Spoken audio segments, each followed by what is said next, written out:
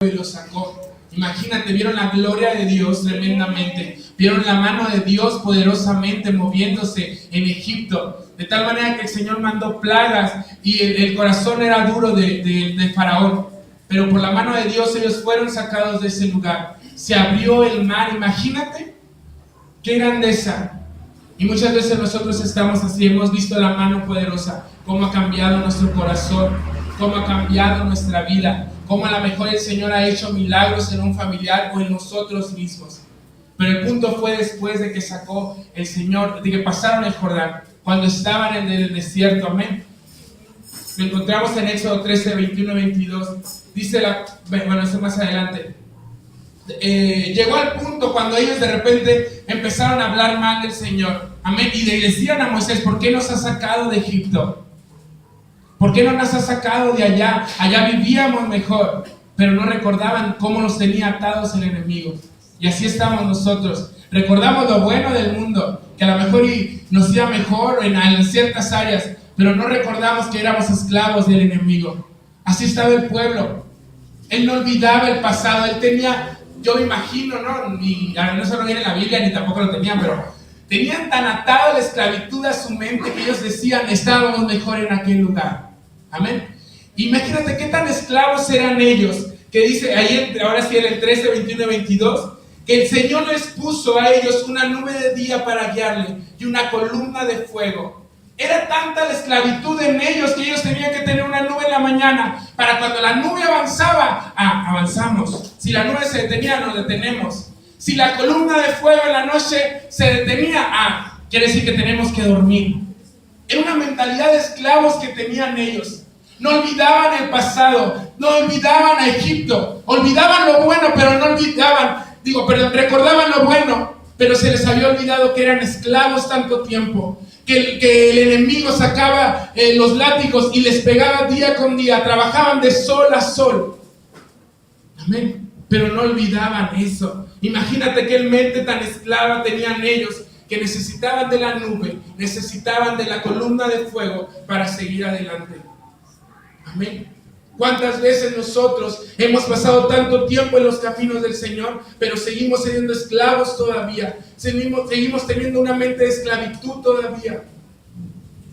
Solamente venimos por rutina a la iglesia, venimos nada más por agradecimiento, pero no hay un Espíritu Santo en nosotros. Aunque seamos templo de Él, no habita muchas veces el Espíritu de Dios en nuestra vida, porque seguimos siendo atados, a lo mejor y no de una forma tan amplia como lo éramos antes, pero sí seguimos siendo atados en ciertas áreas de nuestra vida y tenemos que entregarla al Señor Jesús.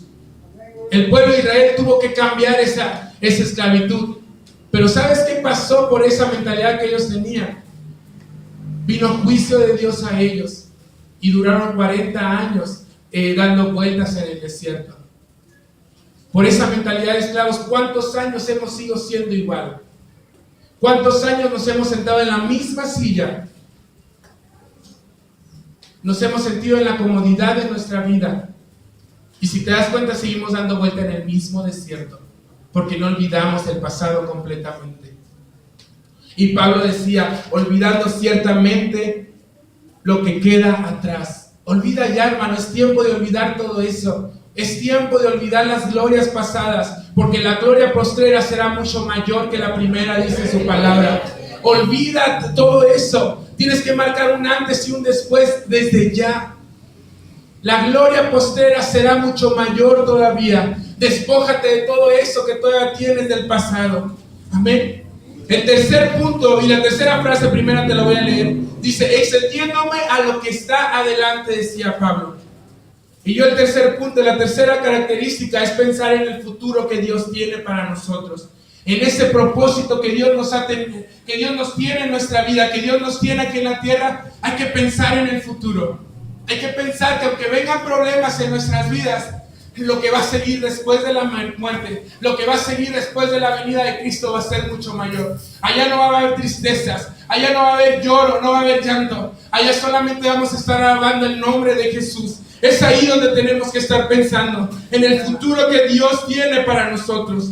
Debemos estar enfocados en Jesús, en la meta, en el sueño que Él tiene para nosotros. Amén. No nos tenemos que quedar estancados en el camino. Hay que seguir adelante, proseguir a la meta. Y le vuelvo a recordar y voy a tomar el mismo ejemplo del pueblo de Israel. Recordamos que ellos tenían 40 años.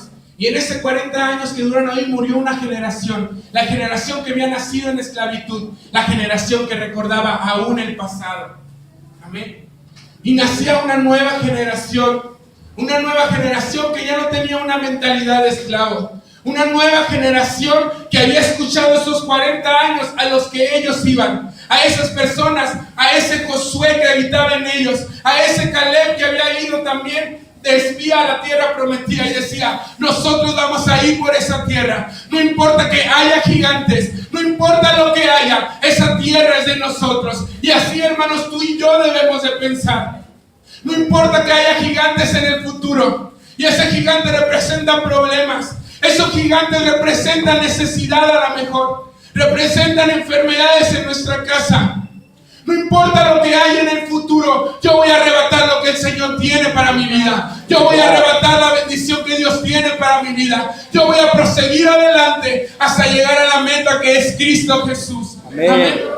Era necesario que muriera esa generación de esclavos. Es necesario que muera esa área de esclavitud en nuestra vida, para que podamos ser libres y llegar a la meta de Dios, llegar a la tierra prometida, llegar a eso que Dios tiene para nosotros. Amén. Se levantaba una nueva generación y se levantaba un nuevo líder, dice su palabra. El Señor, después de que murió Moisés, su gran siervo, dice que levantó un nuevo hombre. Un nuevo hombre como tú y como yo, con problemas a lo mejor. Un nuevo hombre a lo mejor que tenía miedo de seguir adelante. No lo sé, no lo conocí personalmente. Pero yo puedo asegurar que era como tú y como yo. No tenía nada especial, solamente la presencia de Dios. Y esa también la tienes tú. Y este hombre era